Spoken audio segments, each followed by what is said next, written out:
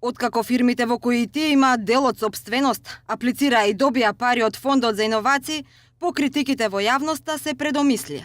Вице-премиерот Кочо Ањушев и претеникот на СДСМ Харилок Венец ги повикаа косопствениците на компаниите Каст Инвест и Гинис, каде и тие имаат дел од сопственоста, да се повлечат од грантовите на Фондот за иновации, тешки околу 160.000 евра. Реакцијата доаѓа по силниот притисок од јавноста дека има судир на интереси и дека државните пари се делат по партиска линија. Јас не можам да бидам пречки да го сопрам тоа и да влијам врз одлуките што ги носат доминантните сопственици.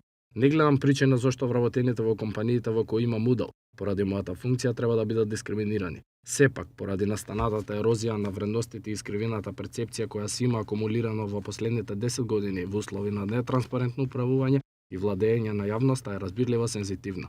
Со оглед на тоа ги повикав моите колеги косопственици да преиспитаат одлуката за аплицирање на мерките од планот за економски раст и да се повлечат. Ањушев истакна дека е делумно сопственик на повеќе фирми во Македонија кои вработуваат вкупно над 1000 луѓе.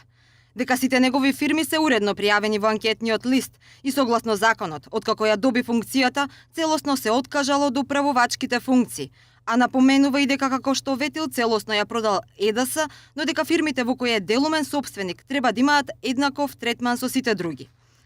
Инаку и фирмата Феро Инвест на вице-премиерот Ањушев лани завлакно не го доби тендерот на Елен вреден 2,6 милиони евра.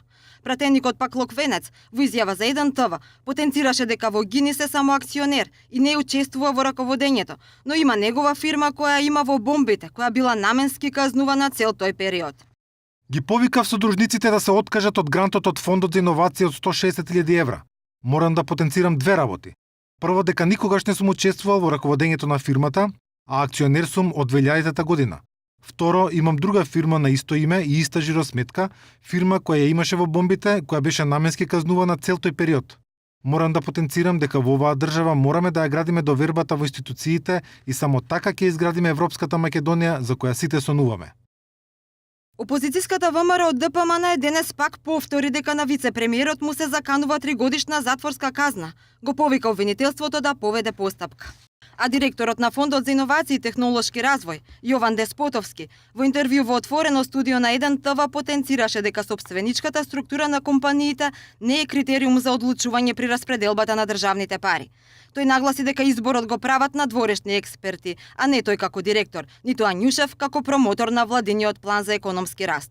Инаку на првиот јавен повик за финансирање на микро, мали и средни предпријатија од планот за економски раст, грантови добија 80 компании или 1/3 од пријавените. Тие добија вкупна сума од 10,5 милиони евра.